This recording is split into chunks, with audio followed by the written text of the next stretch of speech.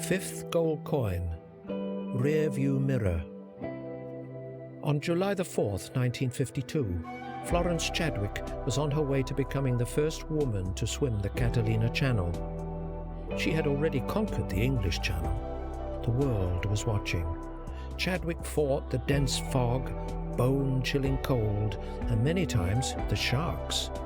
She was striving to reach the shore, but every time she looked through her goggles, all she could see was the dense fog. Unable to see the shore, she finally gave up. Real tragedy struck when Chadwick discovered that she was only a half a mile away from the coast when she quit. Actually, she was not a quitter, but this happened because her goal was not in sight for her anywhere. She said, "I'm not making excuses. If only I had seen the land, I could have made it." 2 months later, she went back and swam the Catalina Channel. This time, in spite of the bad weather, she had her goal in mind and not only accomplished it, but beat the record by 2 hours. So, if you are currently pursuing life and career goals without having done any measurement of how far you have come and how far you still need to cover in order to achieve your goal, then you are taking the risk of giving up on your goal very soon, when your destination may be very close. Like when you travel towards any destination, you always seek clarity on 2 factors along the way. One is whether your direction is accurate towards your goal, and 2, how far you have covered up to this point and how much distance is left for you to complete. So once you establish your career goals, be specific in terms of the results you ought to achieve, along with the monitoring criteria you will deploy to ensure that you do not give up just half a mile away from your goal.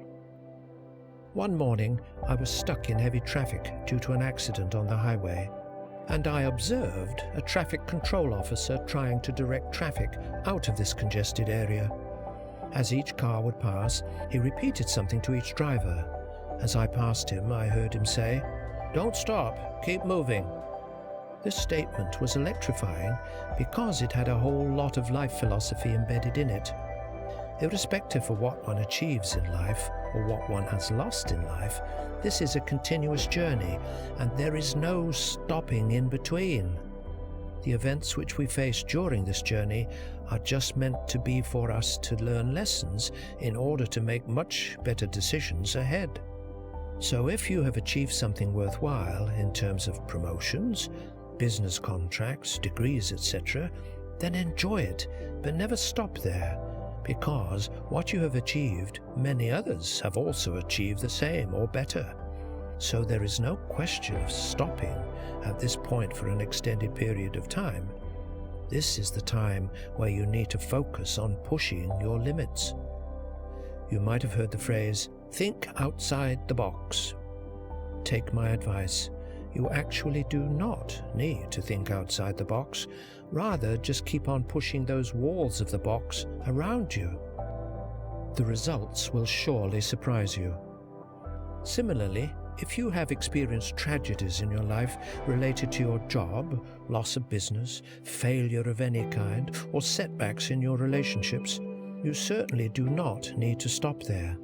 Just keep on pushing yourself to learn from it and move forward. You never know what might appear when you take the next turn in your life. And also, remember that many people have already faced much bigger hurdles than what you are facing right now, and still they emerged victorious. Then why can't you do the same? This simple life philosophy will reframe all life events ahead of you in a different way, and will surely make you into a super achiever in all of the domains of your life. So, do not stop in the middle. Keep on moving. Now let's focus on another aspect through that experience. Once, on a long drive for me on an unknown road in a hilly area, I was very keenly watching for any possible hazards and pitfalls in the road ahead. I was also occasionally checking the rearview mirror to see any traffic coming from behind me before I made any turns or lane changes. I began to think about what would happen if I changed the sequence of my actions and began to pay more attention to the rear-view mirror rather than the road ahead. You guessed correctly. I would have surely caused a serious accident. Have you ever realized that driving on a road is similar to our journey in our personal and professional life? We need to focus more ahead on our road to the destination, and the turns which we already have taken in terms of our past jobs and lost relationships become less and less significant as we move ahead.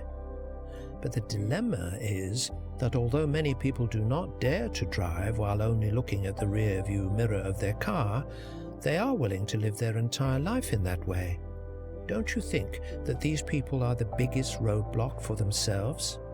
And it is this mechanism that always causes them to fail, as they are locked into their past failures, past miseries and bad memories, which always haunt them and discourage them to ever take bigger and wiser steps ahead.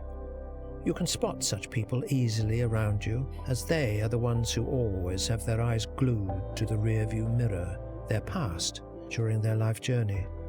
And there is no doubt that currently they are stopped somewhere in the middle of the road and are more likely to cause some serious accident soon. Indeed, it is essential to occasionally have a glimpse into your rearview mirror, your past, to capture valuable lessons in order not to repeat them in your life journey ahead. So I will say here that you should leave your mistakes and regrets in the past and only use those experiences to extract some valuable life lessons from it. When you live only in the past, you become stuck and unable to move forward. We all have made mistakes with our job choices, friends, and relationships. Give yourself the wonderful gift of forgiveness and keep moving forward. Learning from failure and having regret are two separate things. Regret is an emotion, a feeling of disappointment along with a modest amount of shame or guilt. But to look back at a circumstance and figure out what went wrong gives you some very important information. So the best strategy is that instead of making a lot of excuses, make a little progress. Choose to view your life based on the best of what is possible. Choose to define yourself based on the person you know you are capable of becoming. Remember, if you believe it, you can achieve it. All the negative vibrations from the past can be erased in the moment with a single positive action. Go ahead and make it happen. The best way to disconnect from a troubled past is to trust and connect with possibilities of the present moment. When you embrace the power of now, the future belongs to you. It's a point in your story where one chapter fades into the next. But even, for example, if you are looking ahead in life and are stuck with some accident, then trust that there are no such accidents in life without valuable learning attached to it. When you get hit hard and land on your back, stand up and look for the reasons and value in this event. Open your heart and trust this happened for a reason.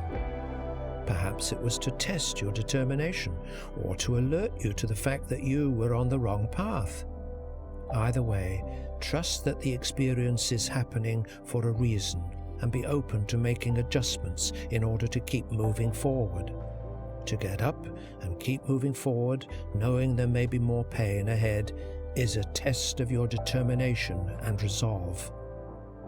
We have enormous capacity to face such incidents if we have absolute clarity and bigger reasons to move ahead. I remember once I was on the road when there was a heavy, dense fog and I could only see a few meters ahead. However, as I knew the precise location of where I had to reach, I traveled at ease by following the road's vertical markings. It was a journey of a few 100 kilometers which I completed safely, simply by just looking a few meters ahead.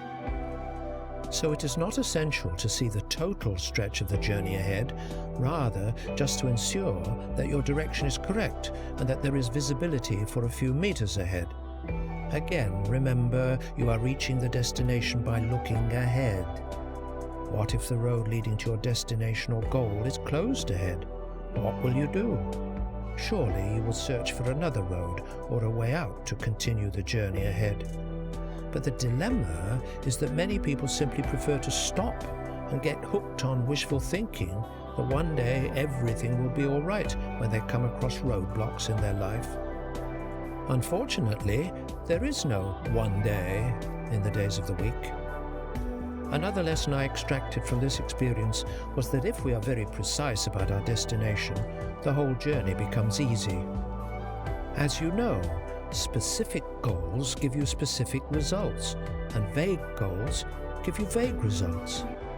Clear goals and objectives are also essential to the success of any business, and this is no less true of building your own career. The best way I know to guarantee failure is to avoid making clear, committed decisions. Every day is already a mistake if you don't know where you're going. So you need to jump-start your journey, as the majority of people fall into inertia while thinking that they have not seen the whole path. This is the limiting factor, so do not fall into that trap. This is the barrier which you must conquer to get a breakthrough in your life. Setting virtually any goal at all is better than drifting aimlessly with no clear direction. You just need to be mentally prepared for change and take the first step towards that direction, and then the second step will appear automatically. Have you realized also why is change the source of so much fear and unhappiness in life for many people? Why do people resist it so deeply and struggle against it so desperately, even though they know that without this change, no significant professional development is possible? Why do they always focus on the negative outcomes associated with the change? It is only because they might have had some negative experiences associated with it in the past. It is well said that people generally do not resist change. Actually, they resist to be changed. Have you noticed that there are times when we desperately want to initiate change in our surrounding? For example, we may move house, city, or country, or change jobs and so on. We define such an experience as exciting and thrilling. On the other hand, if similar changes are imposed on us, for example during our professional career, by some external factors like mergers, acquisitions, downsizing, transfers and so on, we may instantly feel threatened and fearful and focus heavily on negative outcomes. We then disengage ourselves with the change process entirely and resist it fiercely. Funny, isn't it? We're wired to resist change, but are better off in the long run if we don't. We can also relate our lives as an operating system like software. As the world changes, applications that used to work may not work anymore. As a result, they need to be updated in order to function in a changed environment. You might have experienced it with mobile phone technology nowadays. Similarly, there are a number of things that you can do if you have faced such a change scenario in your job environment. First, be mentally proactive towards the change and always reframe this experience as an opportunity for your own development and growth. Also, ask questions to clarify things that seem unclear. What are some of the positive outcomes that you can expect after this change? Remember that understanding and accepting change will make it much easier to take advantage of the new opportunities that lie ahead during your journey. Often we procrastinate because we feel physically and/or emotionally drained to work. When we feel lazy, even simple tasks seem like too much work because our energy is too low compared to the energy required by the task. If we blame the task for being too difficult or tedious, we will procrastinate to conserve energy. But the longer we do this, the more our resolve will weaken and our procrastination habit may begin spiraling towards depression. Feeling weak and unmotivated shouldn't be our norm, so it's important to disrupt this pattern as soon as we become aware of it. A common form of erroneous thinking that leads to procrastination is perfectionism. Believing that you must do something perfectly is a recipe for stress, and you'll associate that stress with the task and thus condition yourself to avoid it. So you put the task off to the last possible minute until you finally have a way out of this trap. Now there isn't enough time to do the job perfectly, so you're off the hook, because you can tell yourself that you could have been perfect if you only had more time.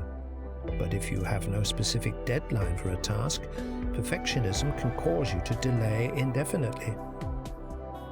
There is an interesting proven human psychology that our behaviors are driven either by avoidance of pain or to attain some pleasure incentives. Surely one of these aspects is more dominant in you as well. Identify this the way you identify your blood type, and then drive with the same incentive. For example, when some people claim that they perform best under pressure, it means they depict avoidance of pain behavior as they are very well aware of the consequence of not completing the task on time. So they muster all of their energies just near the deadline and make things happen. Some people are driven by their love for the tasks, and they are passionate and are more successful as their tasks give them more satisfaction and accomplishment. You can now guess what type of incentive drives them. Remember that by first understanding what type of personality you are, you can then take hold of the reins and decide where you'd like to go and have the philosophy of faith to look ahead. You gain a tremendous sense of control that most people never experience in their entire lives. A strong belief in something without any proof or evidence of it during your life journey is important. At the end of the day, when you are weary from all of the effort and energy you have expended, and you are sore and tired from being hit hard so many times, and your dream has not been realized, there is one thing that tells you to keep going, to get up tomorrow, and to keep moving forward. And that thing is your faith. Honor this and cherish it. Faith is what makes you human. It gives you energy and hope. And if you let it, your faith will deliver you to wherever you want to go in life. Summary points. 1. Successful life is similar to traveling by car on the road, where you need to look at the road ahead the majority of the time and spend less time looking at your rear-view mirror. 2. In life, the majority of people opt to live their life the opposite way, and they get stuck in the past. 3. Change is an essential feature of life. 4. Our behaviors are governed mainly either to attain some pleasure or avoid some pain. 5. Our past is just a valuable resource to learn from, to make more educated decisions ahead. So do not trap yourself into any form of regret related to your past.